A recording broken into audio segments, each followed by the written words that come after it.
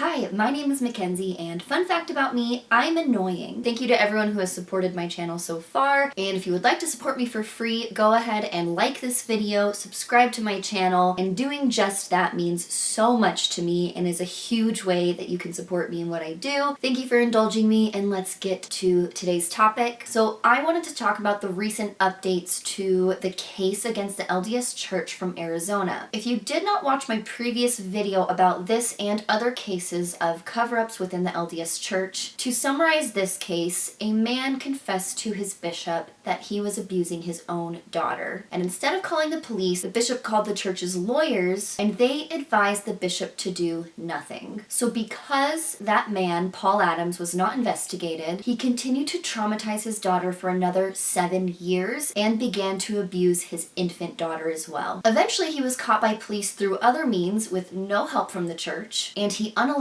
himself in prison. There's been a lot of Mormon fuckery that has gone on during this case, including the church refusing to release the notes taken during Paul Adams' excommunication hearing. Although the first judge found that these notes were not considered confidential under the clergy penitent privilege laws because the ward clerk took these notes, and it was disputed whether or not the clerk was considered clergy, and therefore he was not protected by the law, this first court order to release these notes was appealed. And then the Arizona Supreme Court found that these records were in fact protected by the law, and therefore the church could not be forced to release the detailed notes of that hearing. So even after his death, they are still protecting a predator and also protecting themselves, as those notes would reveal what we already knew, which is that the bishops knew about ongoing abuse within the Adams home, and that is the reason why he was excommunicated from the church. But in a huge blow to the victims, the judge ultimately decided to dismiss this case, and in his statement he said, "Church defendants were not required under the mandatory reporting statute to report the abuse of Jane Doe 1 by her father because their knowledge of the abuse came from confidential communications which fall within the clergy penitent exception." The judge makes it very clear that the bishops knew about the abuse, and that was never what was being disputed. What was being disputed was whether or not what they did was legal. The bishops knew what was going on, and the church knew what was going on. And although it would have been perfectly legal for them to go to the police, they chose not to. And their right to choose not to was protected under Arizona law. In a prepared statement, the church said, "We are pleased with the Arizona Superior Court's decision granting summary judgment for the church and its clergy and dismissing the plaintiff's claims. Contrary to some news reports and exaggerated allegations, the court found that the Church of Jesus Christ of Latter-day Saints and its clergy handled this matter consistent with Arizona law." The church in their statement is pleased with the outcome of a horrific case of child abuse, and they are pleased that they don't have to give these victims a dime. And they are pleased that they let a predator walk free and that they did not have to suffer the consequences of that. But the victims did and still do. And by stating that they handled this matter consistent with Arizona law, the church wants you to believe that it would have been against the law for them to report Paul Adams' confession. But it is not illegal and has never been illegal to report child abuse. They word it like this because they know that most of their members are not going to read the court documents or even read any of the news articles pertaining to this case. So instead, they want to emphasize that they followed the law, and they purposely leave out that they also would have been following the law if they went to the authorities. Clergy penitent privilege gives clergymen, like Mormon bishops, the option of not reporting abuse if they don't want to. And guess what? They don't want to. The earliest priest penitent privilege ruling was declared in 1813, where they did not compel a priest to testify in court based on a confession made to him. Hot take, I don't think we should be determining our morals based on what people from 1813 did, considering they did not think persons of color or women were human beings. But the court stated this in their hearing. "It is essential to the free exercise of a religion that its ceremonies as well as its essentials should be protected. Secrecy is the essence of penance. The sinner will not confess, nor will the priest receive his confession if the veil of secrecy is removed. To decide that the minister shall promulgate what he receives in confession is to declare that there shall be no penance." So they basically said that if you remove the secrecy from a religious confessional setting, you are infringing upon that person's rights to religious freedom. Because it's a person's religious beliefs, that confessional be kept secret between you and your religious leader. Counterpoint, if that person that is confessing is committing crimes against another person and infringing upon that person's rights, that person has lost their privilege to secrecy. Not to mention that part of the penance process, or what Mormons call the repentance process, is suffering the consequences to your actions, which includes suffering the consequences of breaking a law. Yet clergy privilege says that that person doesn't need to go to jail because they made it right with their God. They don't need to answer to anyone else. And I know that if a Mormon imagines this scenario happening in a Catholic church where someone confesses a crime to their priest and it's not reported to the police, that would be wrong and immoral. But when a Mormon bishop does the exact same thing, suddenly they can think of a bunch of reasons why it's actually not wrong for them to do. As stated back in 1813, some people believe that by forcing clergy to go to the police, it would prevent the confessor from ever coming forward with their crimes. And this flawed rhetoric is pushed by, you guessed it, the LDS Church. In a church-owned and operated newspaper called the Deseret News, they put out this little ditty called Perspective, Eliminating the Clergy Exemption Can Have Unintended Consequences by Carl Herstein. And yes, it's about to be some bullshit. In this article, Carl states that by requiring universal mandatory reporting laws, it would inadvertently end up hurting more kids somehow. He cites a few studies that are behind a paywall, but the abstracts are freely available to read. The first study is by the American Journal of Public Health, published in 2017, and in this study they used a data set of over 200,000 children reported for abuse in 2013, and they compared mandatory reporting laws state by state. The Deseret News article says that same study found that states requiring universal mandated reporting do not have better detection of children in danger than states without these policies. And according to the abstract, it does say that the rates of reports were the same whether or not they had these universal reporting laws. So it did not increase, but it did not decrease either. The only thing this study found is that by requiring clergy to report, it may not be strengthening the protection of children, but it says nothing about these laws hurting children either, like this article wants to imply. A second study is cited where mandated reporting states saw a 32% increase in reports, but a 24% decrease in confirmed reports. So more reporting happens, but less probability that they find strong evidence for a case. They then cite the laws in Pennsylvania where after an SA case went public, they started passing these mandatory reporting requirements. Dr. Raz said that after this, reporting hotlines were inundated with calls and agencies had to sift through mountains of abuse reports. So what I'm hearing is there's too many reports of child abuse to deal with, so we might as well just not deal with it at all? What? You're telling me that child welfare agencies can't get their shit together, so we might as well just abolish any laws that protect children? Imagine if the government cared as much about kids as they do drugs. Imagine there was a war on child predators instead of people taking Mary Jane to help them sleep at night. And when I talk about removing the clergy exemption from mandatory reporting laws, I am in no way suggesting that the law is perfect at protecting kids. But guess what? They do a much better job at investigating than some schmuck whose day job is being a financial advisor, but they just got called to be a bishop and now he has to pretend he's a psychologist slash therapist slash detective, and all of those professions would be required to report, but he doesn't have to. The law can always be improved, and these clergy exemption laws suck. But the church claims that their internal policies are perfect and need no improvement ever. They haven't made any changes since the case first broke last year, and they have made it clear in court that they never intend to change their policies unless the law forces their hand. These clergy exemption laws exist in 33 states, meaning that in 66% of the United States, bishops are not required to report. And case after case after case, bishops are being told not to. And the very existence of a hotline that the church requires leadership make their first call after they hear confessions of abuse means they are literally diverting calls from the police to their lawyers. If their policy was to always report crimes against children, no matter the circumstance, you wouldn't need a fucking hotline. Like, what is not being understood about that? And you can believe whatever you want until those beliefs are harming others. I could start a religion today CSA saying that God told me that blonde and blue-eyed people are demons and they deserve to be harmed. And you telling me that I can't do that is infringing upon my religious freedoms. Do you see how that doesn't fucking work? I want to end this with a quote from Mormon apostle James Faust. Rest in peace. There is a great risk within justifying what we do individually and professionally on the basis of what is legal rather than what is right. In so doing, we put our very souls at risk. The philosophy that what is legal is also right will rob us of what is highest and best in our nature. What conduct is actually legal is in many instances way below the standards of a civilized society and light years below the teachings of the Christ. If you accept what is legal as your standard of personal or professional conduct, you will rob yourself of what is truly noble in your personal dignity and worth.